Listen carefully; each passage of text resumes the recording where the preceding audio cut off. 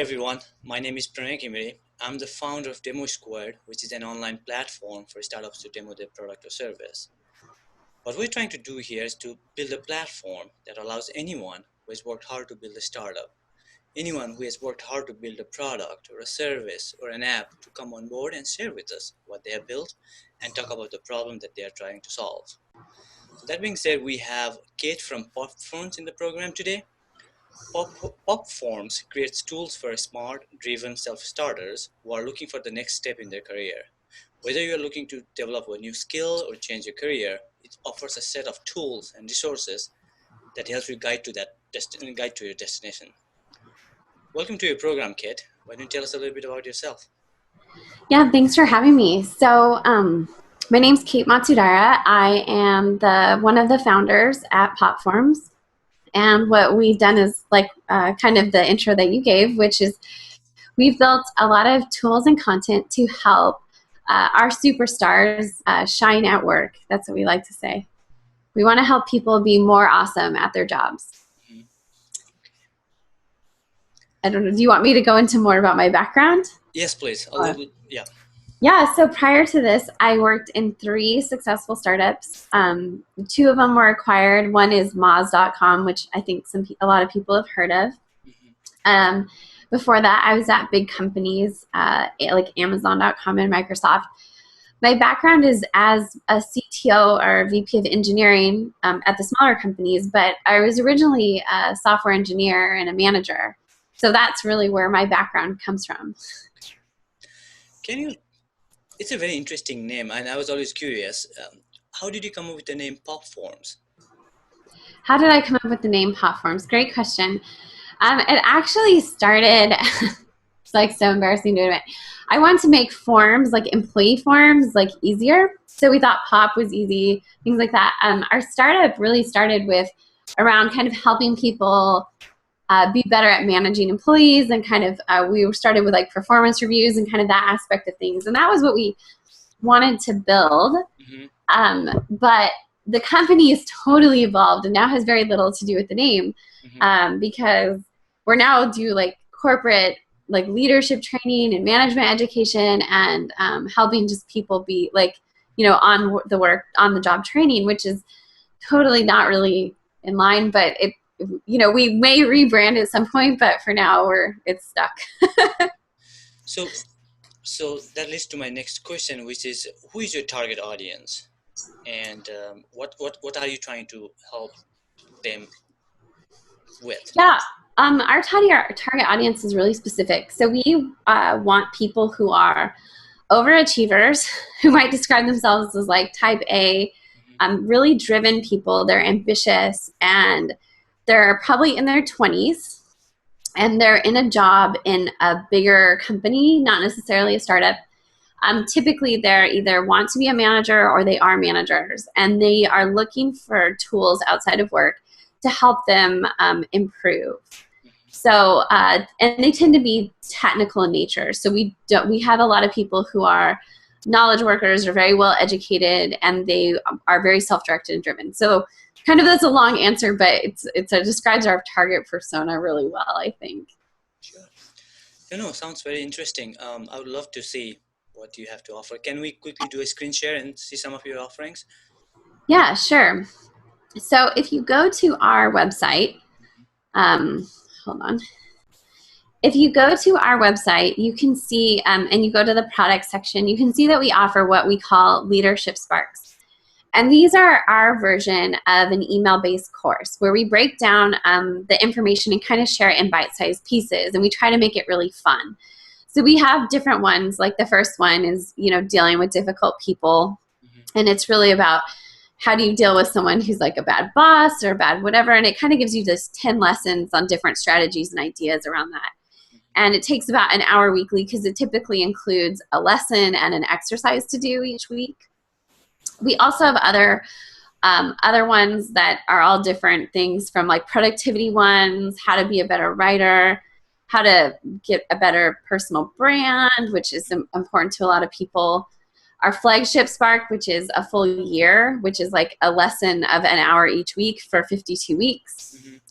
Mm-hmm. We have a lot of options. And then we're really excited because in the next month or two, we're actually going to be launching a subscription, which will include all of this into one, plus these kind of monthly guided modules that help people. So yeah, because what we've noticed is people who love our content and love our courses, they don't just take one, they take usually 2 or 3 or 4. Right. So that's why we're moving towards the subscription model. It just makes more sense for our users. Okay. So I know you briefly mentioned when you were talking about your background. So from being a BP of Moz, right, in engineering, can you talk briefly about how the idea behind this product came up and how you actually brought this to the point where it is today? Yeah, great question. So in 2000, well, I've had a personal blog at katematz.com, Mm-hmm. and I started blogging early in my career, or like, when I first became a manager, because I really struggled moving from being an individual contributor as like a software engineer into management. And I would write a lot of my lessons, including like when I worked with an executive coach and all of the different experiences on my blog. And my blog got a lot of traffic. So when I decided to start my own company, I thought, if I have, 30,000 visitors every month coming to my blog, so how can I build something that they want to hear about from me? And I had inadvertently built myself up as like a person who knows a lot about managing teams and software process, just because I think I shared a lot of what I was learning and when I was experimenting and just trying to make things work. Mm-hmm.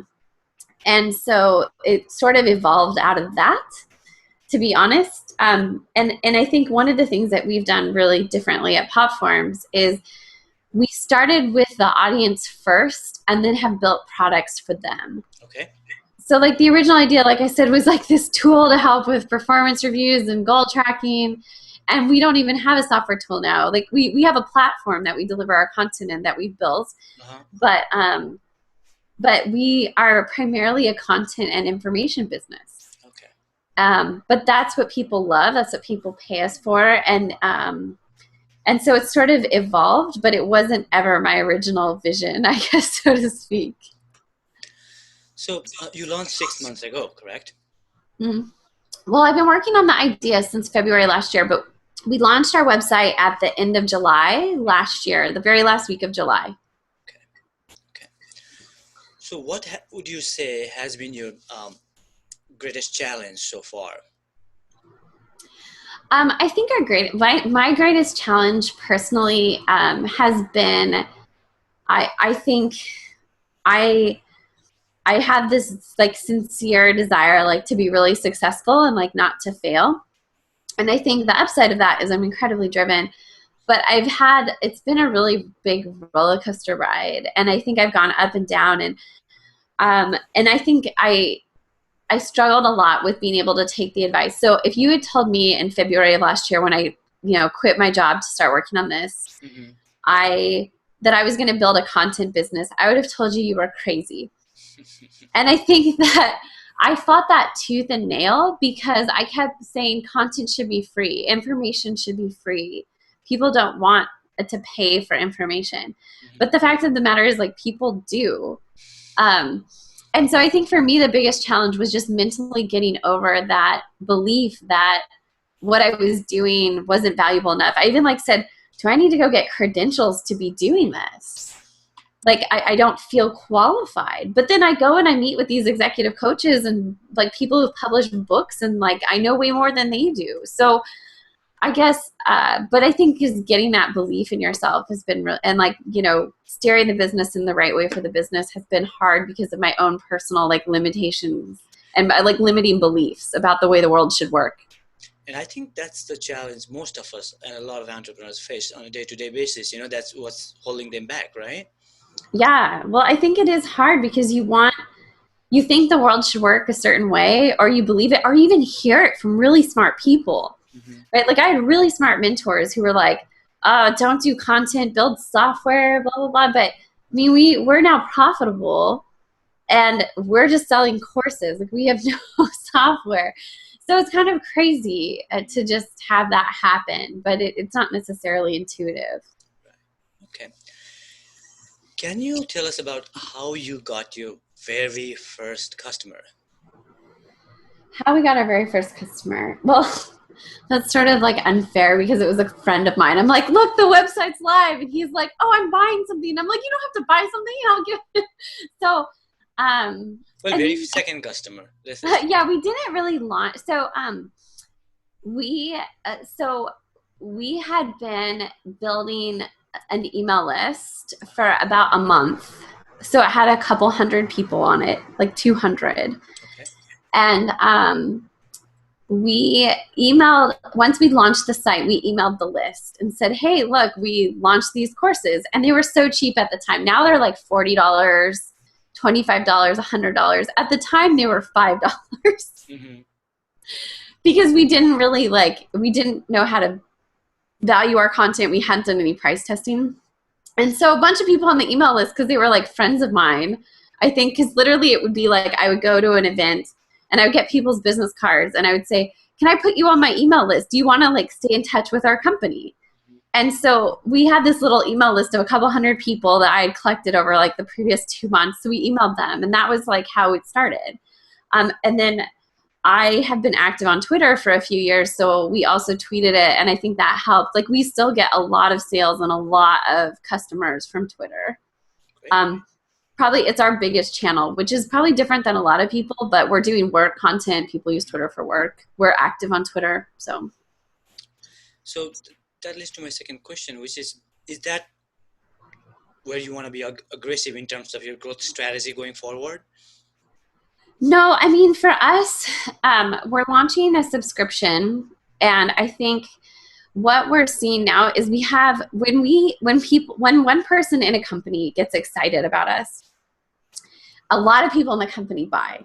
So the subscription came about because we actually had companies, like really big companies, like Fortune, like 100 companies, reach out to us and say, we want to add your content to our, like, people have required learning hours or whatever. We want to add your content to our thing. Like, how can we do that? Do you have company pricing? And we're like, no.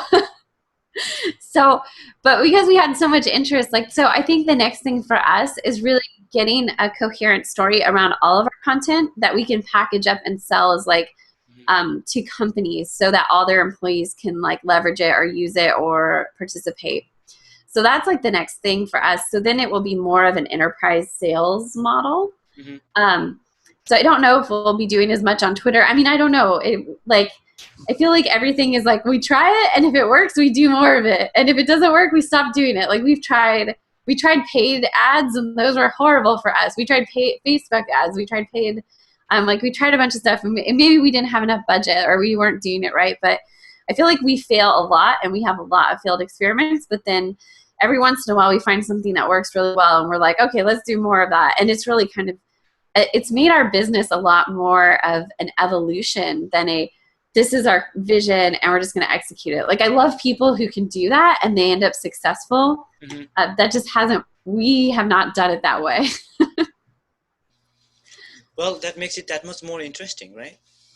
Yeah, I mean, I think for us, we are self-funded. Mm-hmm. So I think it makes more sense to do it that way because we have to go where we can make money because our runway is even more limited and our growth is limited by how much profits we have coming in. Mm-hmm. Like, the amount of, like, I want to do like more videos so bad, but I really want high quality, high production video on our site.